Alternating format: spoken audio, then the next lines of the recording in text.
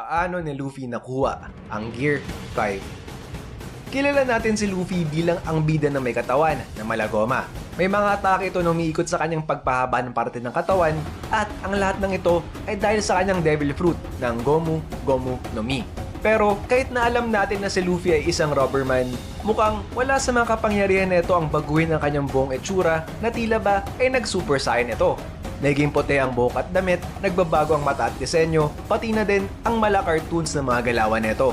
Kaya ano ba ang Gear 5 at paano tayo nakarating dito mula sa Gomu Gomu no Mi na alam natin?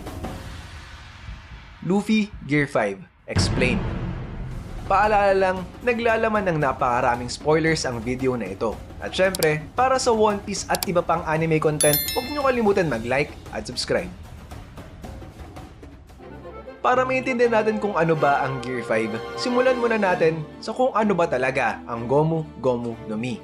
Ang Devil Fruit na Gomu Gomu no Mi ay kulay purple na may swirls na nakapalibot dito.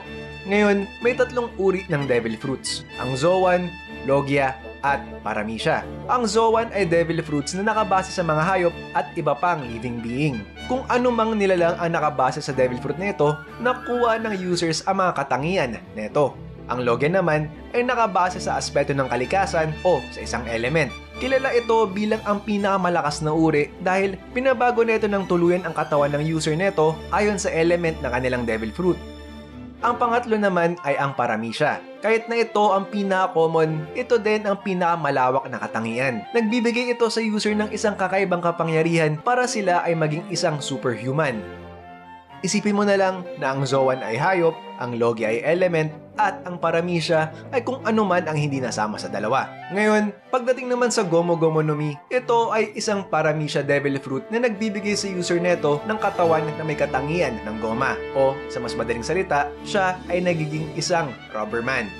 Para naman sa taong nakakain neto na si Luffy, may kita natin ang epekto ng Devil Fruit nang naiwan ang kanyang kamay kahit na malayo na ang nilakad neto. Sa mga panahong to, dahil bago pa lang ang kanyang kapangyarihan, hindi pa neto alam kung paano gamitin ang kanyang Gomu Gomu no Mi. Sa katunayan yan, ang mastery ng isang user sa kanyang Devil Fruit ay nakadepende sa apat na bagay. Information, ang kanilang alam sa abilidad ng Devil Fruit. Specialized skill, ang unique na kakayahan para magamit ang isang Devil Fruit na may mataas na difficulty. Experience, experience sa pakikipaglaban o paggamit ng Devil Fruit. At ang pinakahuli ay ang will. Ito ang determinasyon ng user para maging bihasa sa abilidad ng kanilang Devil Fruit. Ang example ng information ay nang nakuha ni Blackbeard ang Gura Gura no Mi na Whitebeard. Kahit na bago sa katawan ni Blackbeard ang abilidad na ito, dahil alam niya kung paano ito ginagamit ni Whitebeard, nagagawa niya agad ang special ability ng Gura Gura no Mi tulad ng sa original na user. Ang example naman ng special skill ay sa Ope Ope no Mi. Kailangan muna ng user na mag-aral ng medisina at maging doktor para magamit ng maayos ang abilidad ng Devil Fruit. Ito, dahil dito, maliban sa pagiging isang captain, ang user ng Ope Ope no Mi na si Trafalgar Law ay isa ding doktor na may malalim na kaalaman sa katawan ng tao. Pasok din dito ang Fude Fude no Mi ni Kanjuro dahil tila ba langit at lupa ang diferensya ng lakas ng kanilang Devil Fruit depende sa skill ng kanyang drawing.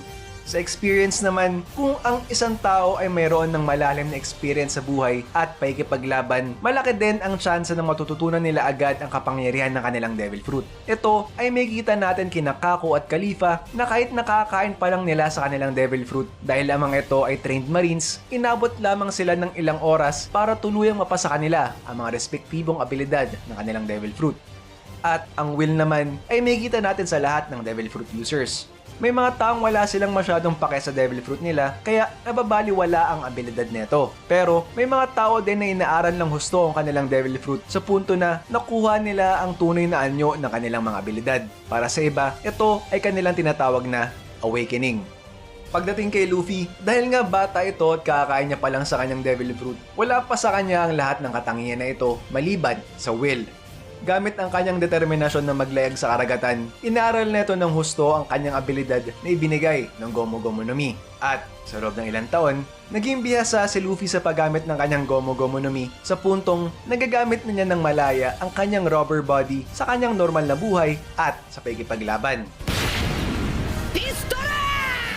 Ngayon, kahit na naging successful si Luffy na gamitin ang kanyang Devil Fruit para talunin ang kanyang mga kalaban, meron itong mga nakaharap na na-challenge ang kanyang mga kakayahan. Para malampasan ito, gamit ang kanyang creativity at determinasyon, nakagawa si Luffy ng mga forms na pumapalibot sa mas mainam na paggamit ng kanyang abilidad. Ito ay kanyang tinatawag na Gears.